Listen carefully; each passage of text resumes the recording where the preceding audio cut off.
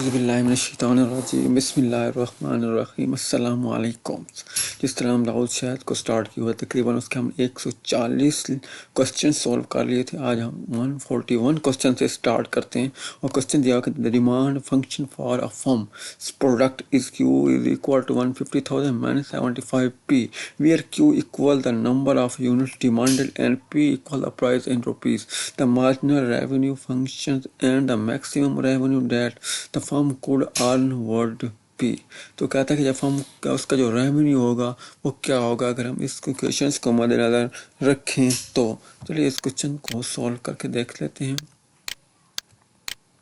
यहाँ पर देखें 141 क्वेश्चन है, यहाँ पर सॉल्व किया हुआ है। देखें Q की वैल्यू दी हुई है, यानी Q का जो फार्मूला दिया हुआ है यहाँ पर, और अगर हम इसको 75 P को इधर ले आए, Q को इधर ले आए, ठीक है, तो ये इधर जाकर ये जो 15,000 उधर चला जाएगा और क्या हो जाएगा, माइनस हो जाएगा, और ये माइनस 75p हो जाएगा। और जब p हो जाएगा तो जो 75 है माइनस 75 को दोनों तरफ क्या कर देंगे, डिवाइड कर देंगे। इधर भी माइनस 75 डिवाइड करेंगे तो ये पॉजिटिव और नेगेटिव, नेगेटिव पॉजिटिव हो जाएगा, और ये पॉजिटिव नेगेटिव नेगेटिव हो जाएगा, और ये Q/75 हो जाएगा। ठीक है, p हो जाएगा इक्वल टू 75, उसको डिवाइड करेंगे तो 2000 हो जाएगा माइनस Q/75, और रेवेन्यू बराबर होता है P.Q, और R इक्वल टू P की जगह पर ये वैल्यू आ जाएगी और आगे Q आ जाएगा। इस तरह हम मार्जिनल रेवेन्यू की वैल्यू निकालेंगे 2000 माइनस 2/75 Q आ जाएगा। ठीक है, आने के बाद इसको कर लेना 0 के बराबर। जब 0 के बराबर इक्वल करेंगे तो हमारे पास Q की वैल्यू आ जाएगी। ये था क्वेश्चन जिसके अंदर हमने जो Q था वो हमने फाइंड आउट कर लिया है।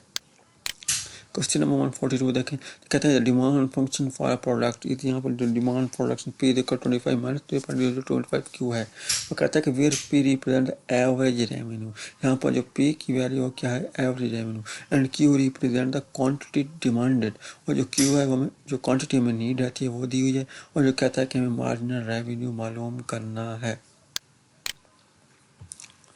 इसके लिए देखें P की जो फार्मूला दिया हुआ है और रेवेन्यू बराबर होता है P.Q। P की जगह पर ये फार्मूला लिखते हैं, इस तरह हमें मार्जिन रेवेन्यू आ जाएगा। ये देखिए 25 माइनस 0.05 Q आ जाएगा। जब हम इसको ये MR ये वाला आ जाएगा हमारे को 25 माइनस 0.005 Q। यहाँ तक इसे यहीं तक पूछा तो हम यहीं पकाते हैं। अगर हम इसको कंप्लीट सॉल्व करते तो इस इक्वेशंस को हम 0 के बराबर करके हम यहाँ से Q की वैल्यू भी निकाल सकते थे, लेकिन उसने मार्जिनल रेवेन्यू कहा है तो हम यहाँ पर छोड़ देते हैं इसको। उसके बाद 41, which of the following statement is not correct as regard the sampling distribution of the means. तो इसका जो ये कहता है, ठीक है, ये कहता है कि जो which value is not correct, किसके बारे में, सैम्पलिंग डिस्ट्रीब्यूशन के बारे में कौन सी बात यहाँ पर दुरुस्त नहीं है। तो वो यहाँ पर जो इसका सोल्यूशन हुआ है डी है। वो कहता है the standard deviation of the sampling distribution of the mean is the same as the standard deviation of population. ये कहते हैं स्टैंडर्ड डेविएशन सैम्पलिंग का है ना, वो किसके बराबर होगा, स्टैंडर्ड डेविएशन ऑफ पॉपुलेशन के बराबर होगा।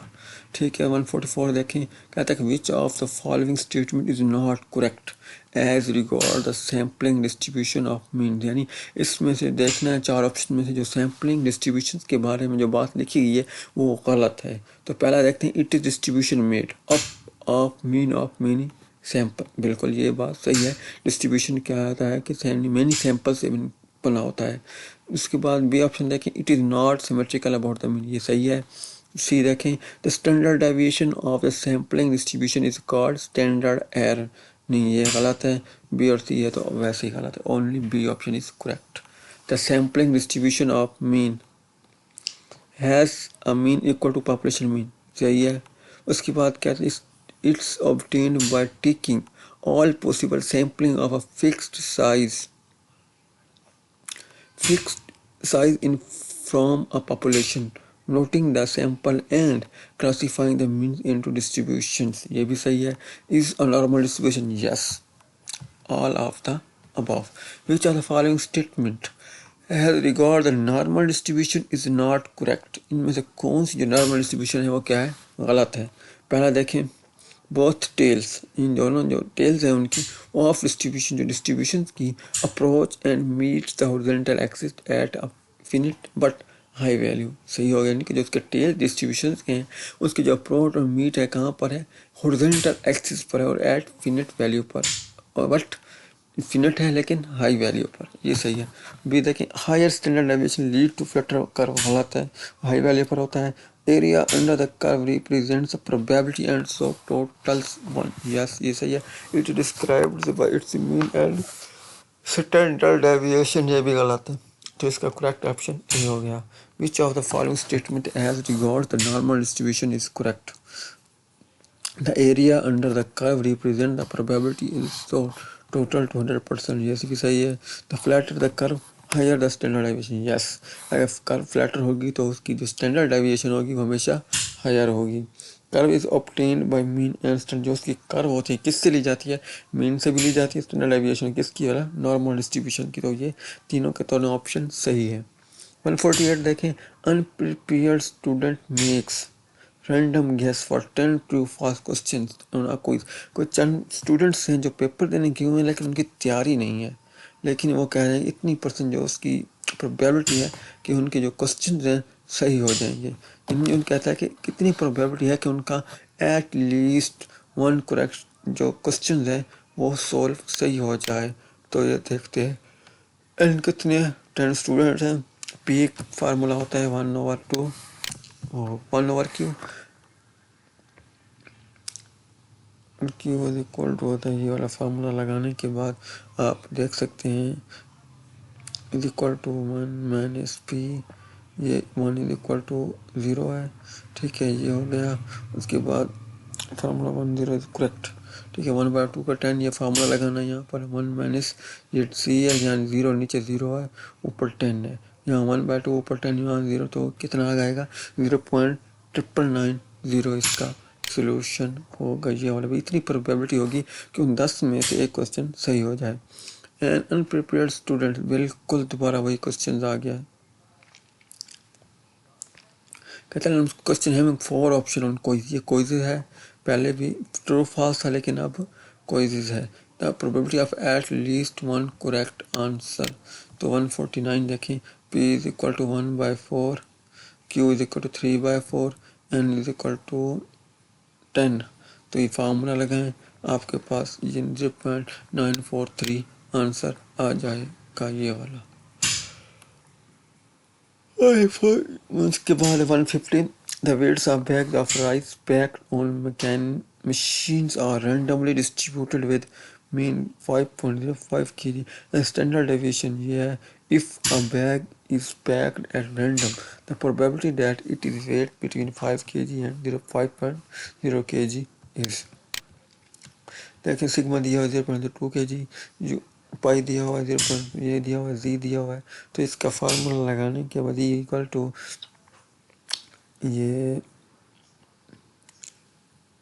x minus 4 over sigma, x minus 4 over sigma, और v की वैल्यू दी हुई है यहाँ पर 50.6 माइनस 5.5 ओवर सिग्मा स्क्वायर, तो v की वैल्यू आ गई 0.5 होने के बाद अब हमने यहाँ पर पुट कर देनी है, z इज इक्वल टू हमने इस फार्मूले के अंदर पुट की x की वैल्यू दी हुई है -4 है, और वो नीचे सिग्मा की वैल्यू जब आप पुट करेंगे आपके पास सोल्यूशन आ जाएगा। ये था 150। 151 चलते हैं, weight of bags after is packed on equal to, ये बिल्कुल सेम क्वेश्चन है लेकिन यहाँ पर सिर्फ यहाँ पर वेट कहता है कि वेट वो बिटवीन था 5 और 5.6 kg, ये कहता है कि लेस देन 5 kg हो, तो इसको किस तरह सॉल्व करेंगे। 151 देखें,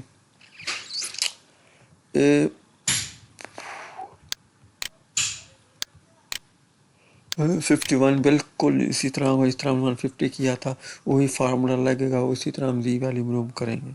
152 देखिए, the weights of bag of rice packed on machine और randomly distributed with mean kg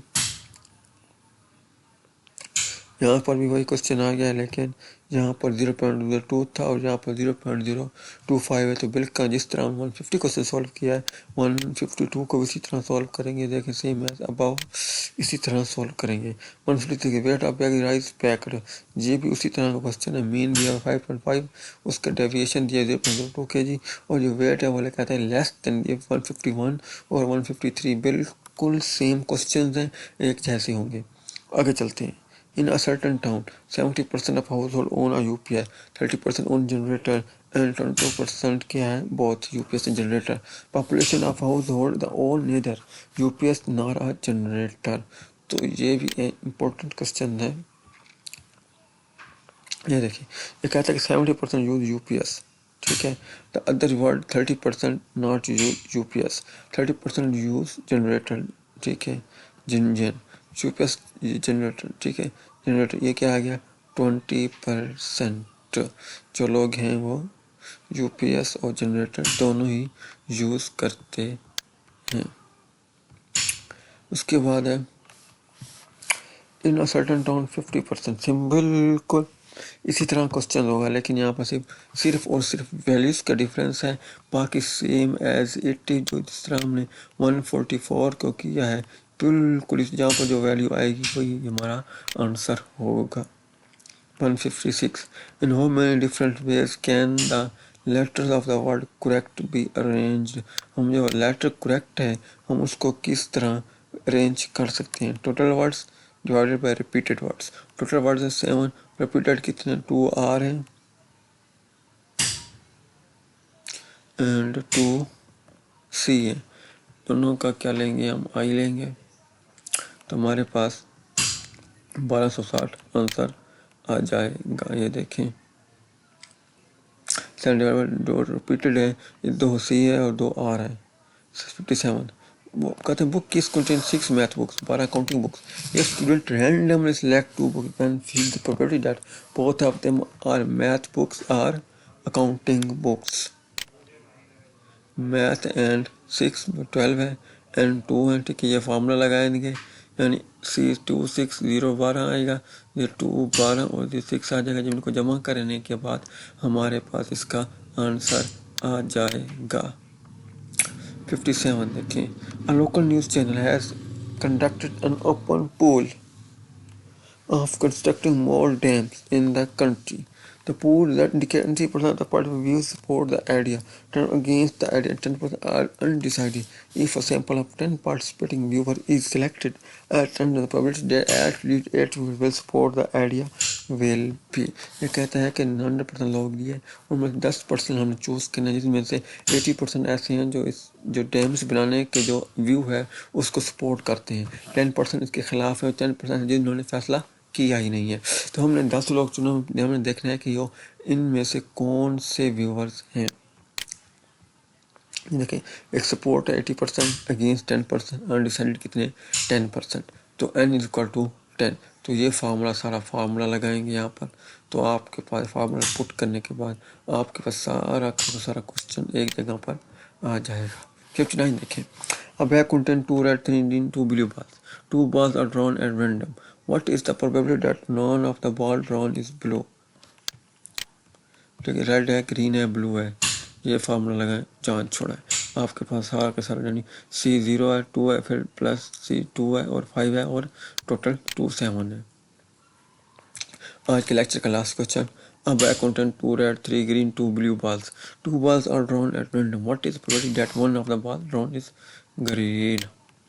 ये देखें, ये फार्मूला लगेंगे यहाँ पर 1 1 1 1 4, टोटल 7 है, उस लेट कितने करने 2 करने, तो आपके पास आंसर आ जाएगा। ये था आज का लेक्चर, इसके अंदर हमने 141 से लेकर 161 तक क्वेश्चन किए हैं।